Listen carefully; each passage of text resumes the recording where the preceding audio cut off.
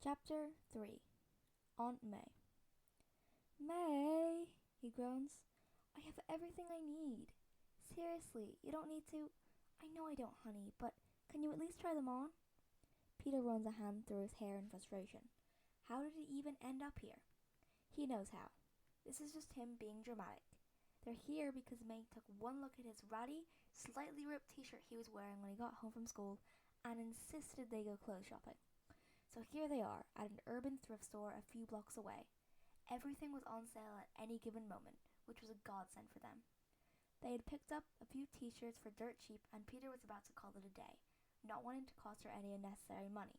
But now, May was showing him a pair of faded blue jeans that do, admittedly, look pretty cool. May doesn't let him finish. She puts on her best puppy eyes.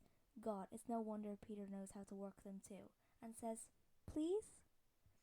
He sighs, reaching forward to take the jeans from her. Glancing at the price tag, he reluctantly gives in. Fine, I'll pay you back.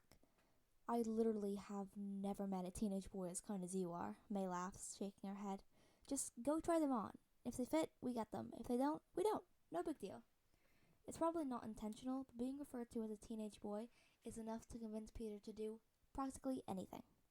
Smiling almost imperceptibly, he walks over to the aisles in search of the dressing room, spots it over near the entrance. He gestures, May shakes her head, saying, "I'll be right behind you. I just want to look at some of the other stuff they have." As he approaches, Peter is aware of the way his palms go sweaty. He wipes them discreetly on his pants. It doesn't matter who he is or how many people there are. If he has to use the bathroom or some other gender thing, he feels nauseous and panicky the whole time. The overwhelming fear of confrontation makes his legs turn to jelly and hold his heartbeat hostage. His fear of not matching the guy's height, facial hair, jawline, and broad shoulders is terrifying. More terrifying than, say, jumping off a burning building like he did last week. Not to mention their way of walking, the way they're not even aware of for the most part. The gait that says, I'm comfortable because I know who I am and I know where I'm supposed to go. Peter's never been able to imitate it, no matter how hard he tries. Just as he gets to the door, he stops to steady his shaking hands while counting to 10 over and over and over again. You're fine. You've done this before. Just go in there. May's waiting for you. If you act normal, no one will even pay attention. Before he can push it open, though, the plan falls through spectacularly. What are you doing? Peter's stomach immediately drops. He turns around despite everything wanting him not to, finds himself faced with a scowling woman. She's obviously an employee, if her blue vest with the name Karen stitched onto it means anything. She looks at Peter suspiciously, as if he's planning to steal something. Hands on her hips, she repeats, "What are you doing?" He involuntarily takes a step backwards, bumping into the door behind him. He weakly holds at the fabric like it'll explain everything. I'm trying these?" "That's the men's," Karen interrupts. If possible, her eyes narrow even more. "The women's is to the right, ma'am." Ma'am. Peter forgets sometimes how acidic words could taste in his mouth. "She thinks you're a girl. You don't pass, you don't... I know," he stammers. His thoughts are wild, don't make any sense, least of all to him. Chest binder tight, girl, hair too much, too obvious, wrong. I'm not... Excuse me? Peter's head shoots up to see May coming into view. She's not looking at him. She's glaring at Karen, white knuckles from clutching the shopping basket. Excuse me? What's going on?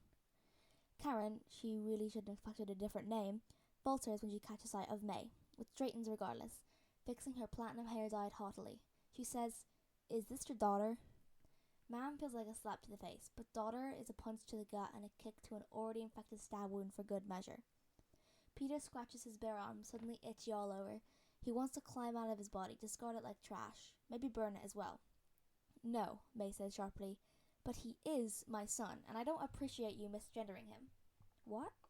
Karen wasn't ready for that either, because her eyebrows are raised so high they look like they came out of a comic. Something changes in her expression, and she sniffs. Even if she's trying to be a boy, she still needs to use the women's. Peter can't swallow past the lump in his throat. He crosses his arms to cover his chest and stares at anything he can find. The floor. The floor feels uneven, but that might be just his shaking. Blood roaring in his ears. He wants to say he's not one. He is. May's voice is dangerously low. which is how it gets when she's pissed off and quickly moving to furious. Like when she called Tony after learning he helped keep Peter's superhero identity a secret.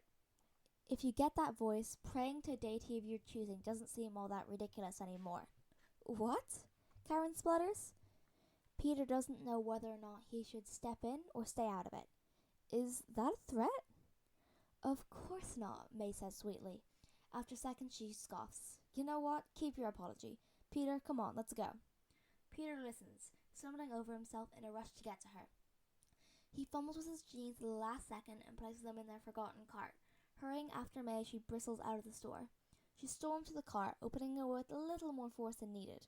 When Peter gets to the other side and sits in the seat, she's tapping away at her phone. What?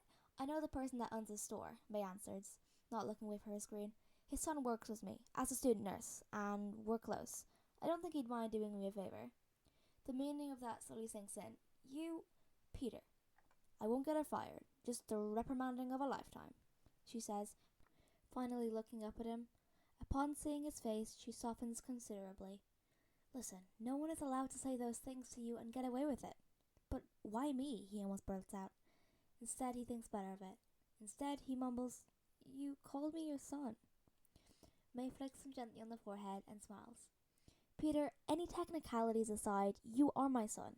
I'm not gonna let some woman tell me otherwise. You were gonna call her a bitch, weren't you? Actually, no. Worse. Now let's go home. I want to get some dinner before my night shift starts. Peter nods absent-mindedly.